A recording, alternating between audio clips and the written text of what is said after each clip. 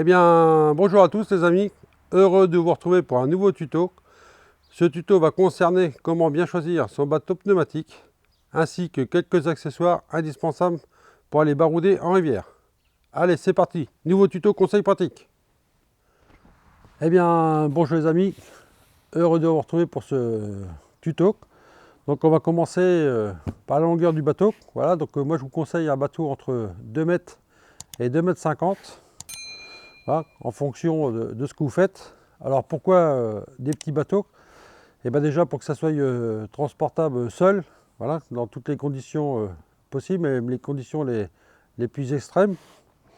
Voilà, surtout que maintenant les fabricants ils ont fait des largeurs utiles à l'intérieur assez conséquents, voilà, pratiquement jusqu'à 1 mètre on peut trouver.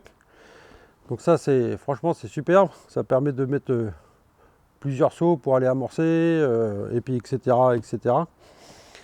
Ensuite, ce que je vous conseille, voilà, c'est surtout pour le poids du bateau, ce que je vous dis ça, parce que quand on baroude un peu partout en rivière, et ben, on trouve toujours pas des descentes à bateau comme il faut. Et il faut qu'on puisse soulever et puis transporter notre bateau assez facilement. Ensuite, ce que je vous conseillerais aussi, c'est d'avoir des gros boudins. Voilà, ici c'est des boudins de 42. Donc croyez-moi que pour un petit bateau, il est bien stable. Voilà.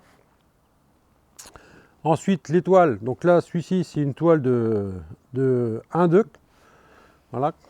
Donc j'ai privilégié une grosse toile, mais voilà, on peut trouver de 0,90 jusqu'à 1,2, voire même au-dessus. Voilà, mais déjà ça fait c'est costaud. Et je vous expliquais aussi pourquoi j'ai choisi ce type de bateau. À l'intérieur, j'avais un plancher alu qui était relativement stable, voilà, comme tous les planchers rigides. Donc moi, j'ai privilégié un plancher gonflable pour faire des pêches rapides. Voilà. Comme ça me permet de le mettre en place assez rapidement et de plier mon bateau avec le plancher dedans, qui ne serait pas le cas si c'est un plancher rigide. Car je ne vous voulais pas de me balader avec une remorque. Donc quand j'arrive à la pêche, je gonfle mon bateau et je le dégonfle pour le transporter. Et arrivé à la maison, je le stocke gonflé. Voilà. Donc c'est un bateau, là c'est un 2,30 m. Donc c'est un bateau qui reste assez stable parce qu'avec les gros boudins de 42. Voilà. Donc moi je m'en sers aussi pour aller en lac. Et bien voilà les amis, pourquoi j'ai choisi ce type de bateau au lieu des annexes. Voilà, c'est vrai que les annexes ça reste quand même relativement à des prix abordables. Voilà. Bon bah tout d'abord, moi je voulais pas un bateau flashy, voilà, avec des couleurs qui flashent. J'avais privilégié quand même un bateau avec des couleurs un peu sombres. Voilà. Et puis j'ai voulu aussi avoir deux grosses bandes de caoutchouc sur mes boudins, voilà, pour le protéger. Voilà, quand on le fait glisser sur l'herbe, voilà. Donc on trouve la même bande aussi ici au milieu pour protéger la quille.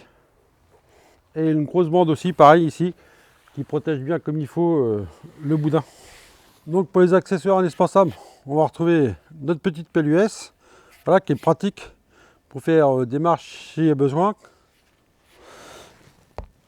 Ensuite, on va retrouver une petite scie, voilà, qui permet de couper quelques branches, voilà, si c'est pareil, s'il y a besoin de couper quelques branches, voilà, on n'est pas là pour faire de la déforestation, donc une petite branche de temps en temps, ça fait pas de mal.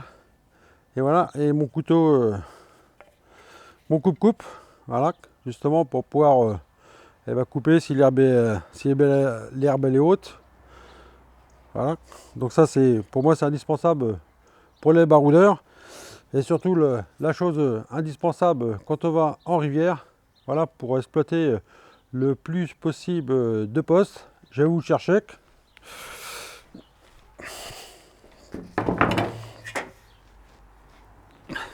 Et voilà, la chose pratiquement indispensable par chez moi.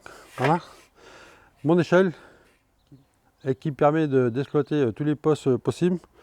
Voilà, et ça me permet aussi de descendre mon bateau. Voilà, une fois l'échelle en place, je mets mon bateau dessus et je le fais glisser. Et pareil pour le remonter, je remonte avec mon échelle. Donc et ben voilà les amis, donc pour prospecter mes postes de pêche, donc j'ai un petit moteur 45 livres Minn Kota qui pour l'instant me suffit amplement. Voilà, et bien écoutez, j'espère que ce petit tuto vous a plu. N'oubliez pas de mettre le petit commentaire en bas, voilà, de vous abonner si ce n'est pas fait, d'activer la petite cloche de notification pour être au courant des prochaines sorties. Levez le petit pouce bleu pour soutenir ma chaîne et je vous dis ciao les amis et à bientôt au bord de l'eau.